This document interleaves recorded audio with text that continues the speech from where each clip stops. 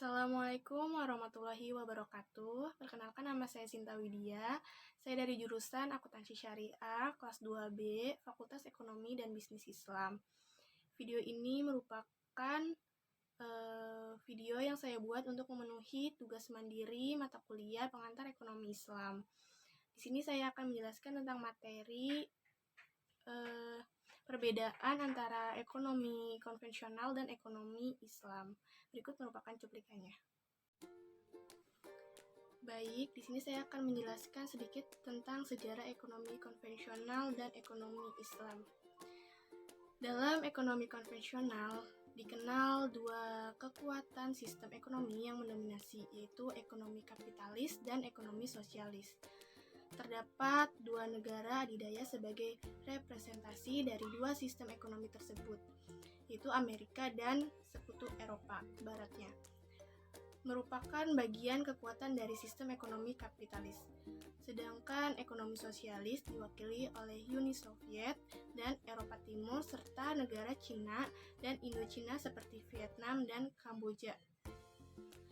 Dua sistem ekonomi tersebut lahir dari dua muara ideologi yang berbeda, sehingga persaingan dari dua sistem ekonomi tersebut hakikatnya merupakan pertentangan dua ideologi politik dan pembangunan ekonomi.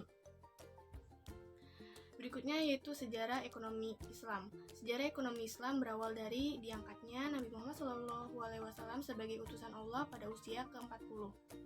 Rasulullah SAW mengeluarkan berbagai kebijakan yang selanjutnya diikuti dan diteruskan oleh pengganti-penggantinya, yaitu Khulafaur Rasyidin. Pemikiran ekonomi Islam didasarkan atas Al-Quran dan Al-Hadis. Pada masa Rasulullah SAW, sistem ekonomi yang diberlakukan adalah sistem ekonomi yang telah disyariatkan dalam Islam. Sistem ekonomi di zaman Rasulullah SAW sangat kompleks dan sempurna, meskipun pada masa setelahnya tetap dilakukan perbaikan. Jenis-jenis kebijakan baik pendapatan dan pengeluaran keuangan di masa Rasulullah SAW lebih terfokus pada masa perang dan kesejahteraan rakyat. Tidak seperti saat ini bahwa kebijakan-kebijakan ekonomi lebih difokuskan pada pencarian keuntungan. Sejarah ekonomi Islam pada dasarnya bersumber dari ide dan praktik ekonomi yang dilakukan oleh Nabi Muhammad SAW dan para Khulafaur Rasyidin serta pengikut-pengikutnya sepanjang zaman.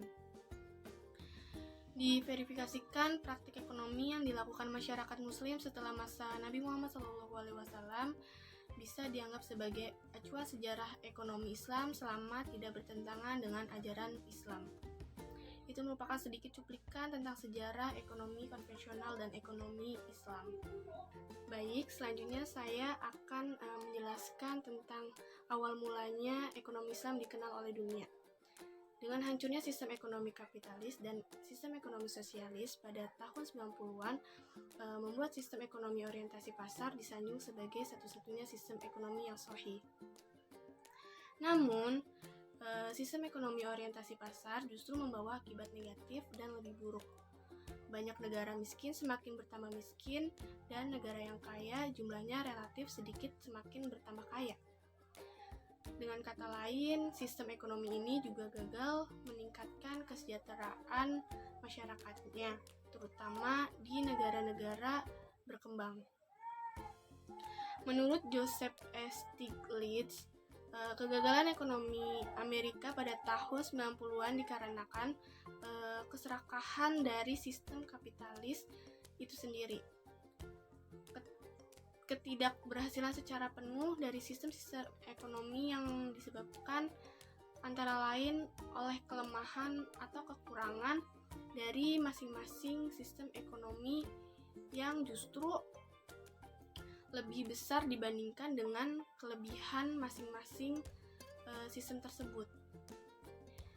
Itulah yang menyebabkan timbulnya pemikiran baru tentang sistem ekonomi Islam atau syariah, terutama di kalangan negara-negara muslim atau negara-negara yang mayoritas penduduknya beragama Islam. Negara-negara yang berpendudukan masyarakat muslim mencoba untuk mewujudkan suatu sistem ekonomi yang didasarkan pada Al-Quran dan hadis, yaitu sistem ekonomi syariah.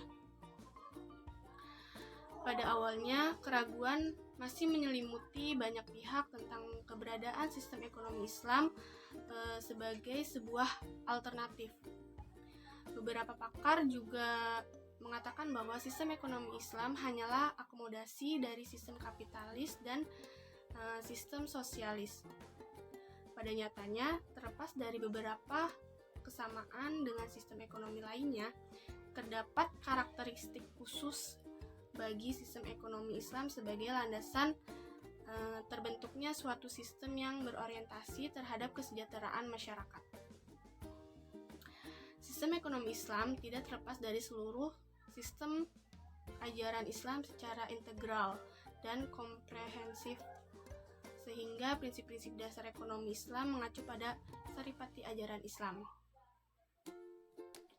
Kesesuaian sistem tersebut dengan sifat asal manusia menjadi membentuk sebuah keselarasan sehingga tidak terjadi benturan-benturan dalam implementasinya. Kebebasan berekonomi yang tetap terkendali menjadi ciri dan prinsip sistem ekonomi Islam. Kebebasan memiliki unsur produksi dalam menjalankan roda perekonomian merupakan bagian penting dengan tidak merugikan kepentingan kolektif.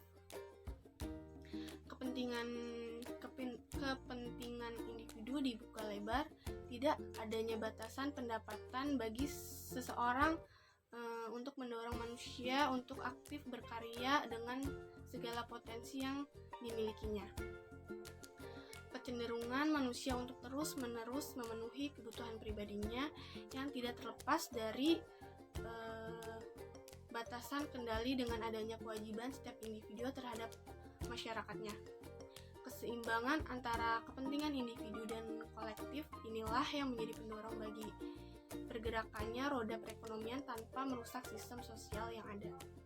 Oke, sampailah kita kepada pembahasan inti, yaitu perbedaan ekonomi konvensional dan ekonomi Islam. Apa saja sih perbedaan ekonomi konvensional dan ekonomi Islam?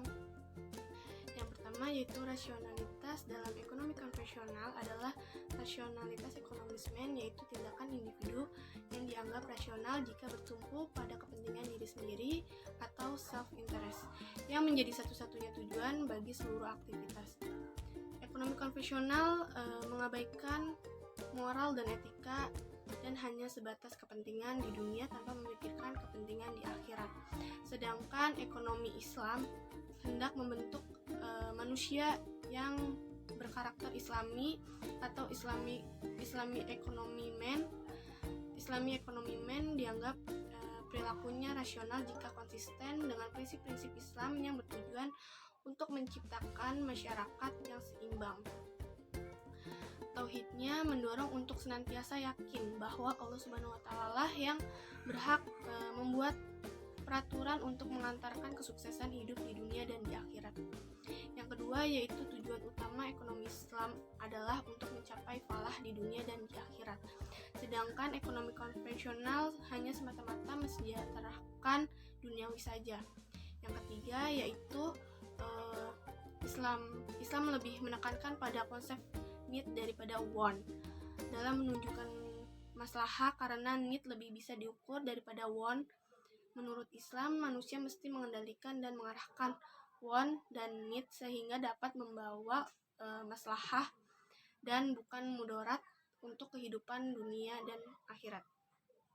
Yang keempat yaitu orientasi dari keseimbangan konsumen dan produsen dalam ekonomi konvensional adalah semata-mata untuk keuntungan. Semua tindakan ekonominya diarahkan untuk mendapatkan keuntungan yang maksimal. Jika tidak demikian justru dianggap tidak rasional. Lain halnya dengan ekonomi Islam yang tidak hanya ingin mencapai keuntungan ekonomi, tetapi juga mengarahkan keuntungan rohani dan al-falah. Keseimbangan antara konsumen dan produsen dapat diukur melalui asumsi-asumsi secara keluk.